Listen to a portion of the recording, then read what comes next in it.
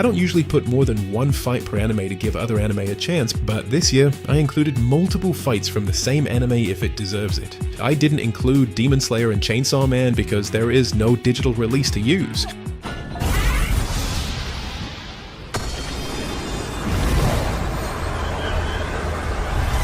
Shangri-La Frontier Season 2 had some good fights here and there, but nothing truly phenomenal until the end. Rei finally pulled out Armageddon after what felt like a century's worth of criteria to fulfill, but the wait was worth it for that visual treat.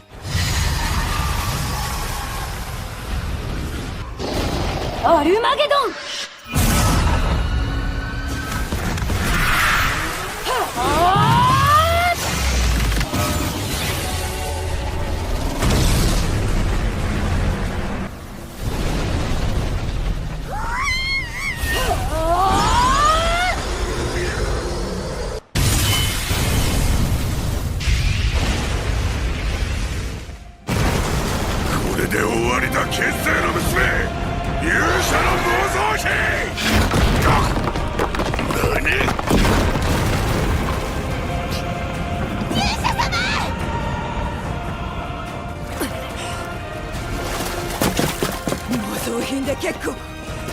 本物にならなくて結構。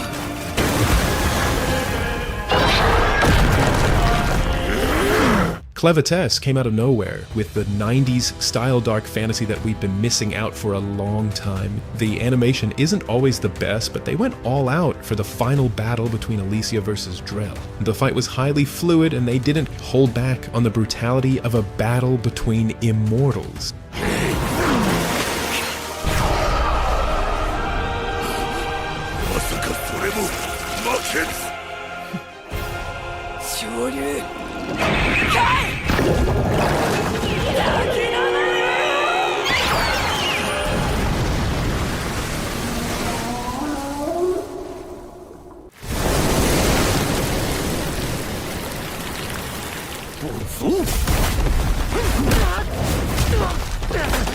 Supercube has some jaw-dropping animation even if it isn't consistent, but when it delivers it's a spectacle. This is the most memorable one easily. Chinese animation tends to put more emphasis on visualizing choreography, and you can absolutely see that here.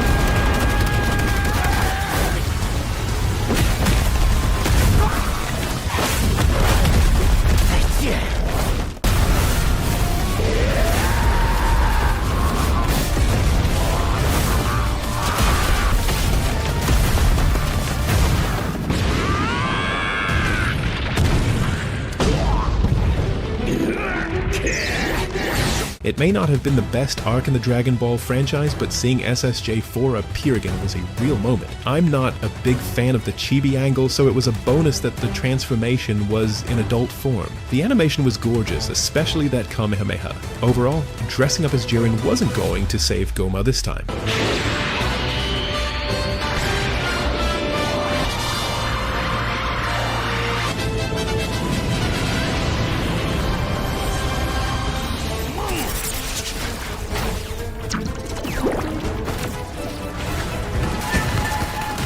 The All-Devouring Whale is another Chinese animation with multiple high-level fight scenes. The best is the finale, where the MC finally pulls out his whale and shows just how OP he is by using the entire environment in the battle, something we don't get enough of in anime fights.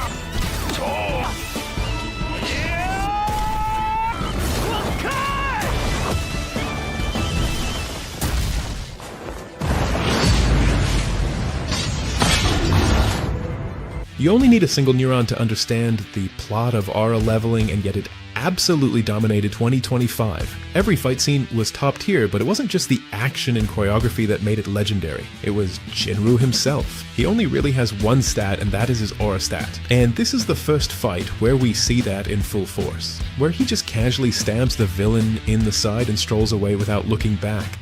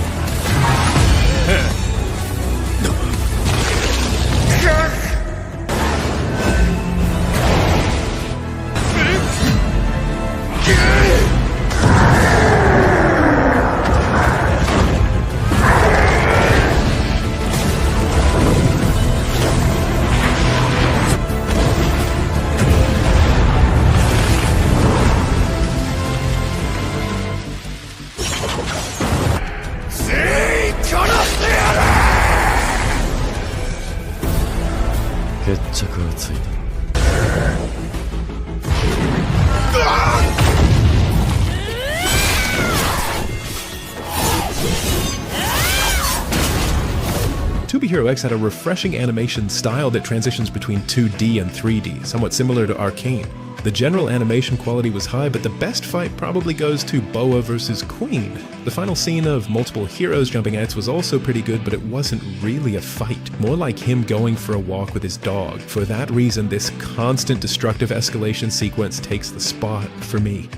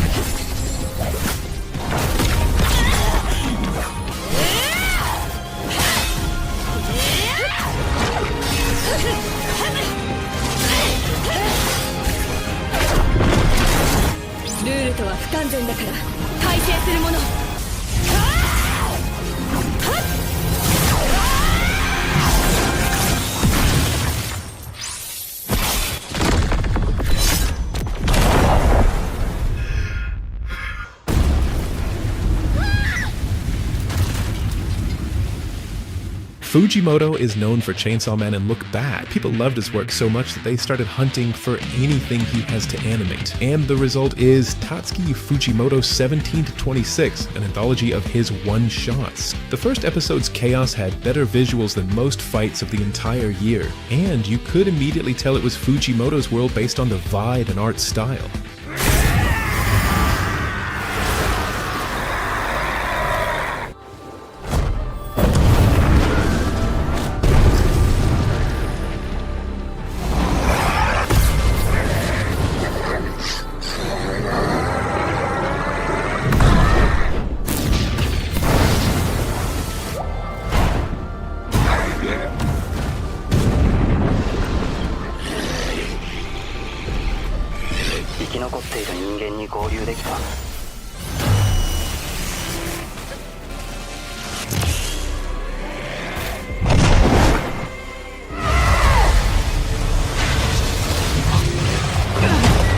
Lord of Mysteries is considered a phenomenon in China, so there was a lot of hype behind the anime adaptation. It's a supernatural horror mystery where a young adult is reincarnated into the body of Klein Moretti. The visuals were some of the best of the year. Every fight relies less on explosions and more on bringing to life the intricate power system, which makes the battles more interesting.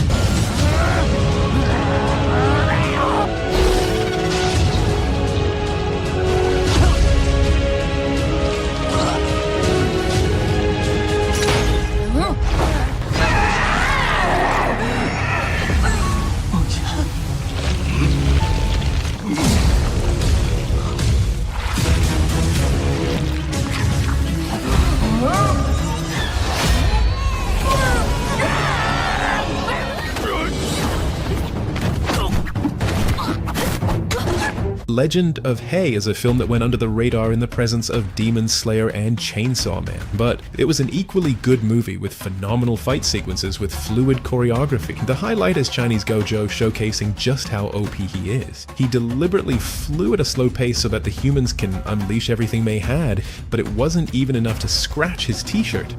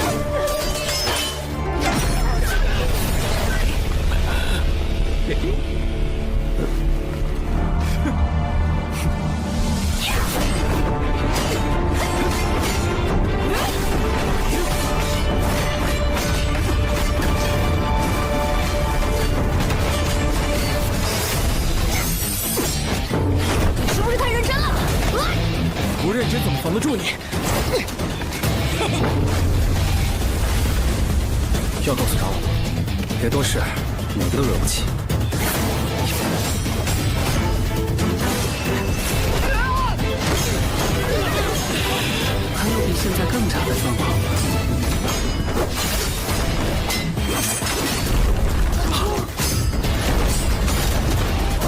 这个传送门有1000多年历史了哟。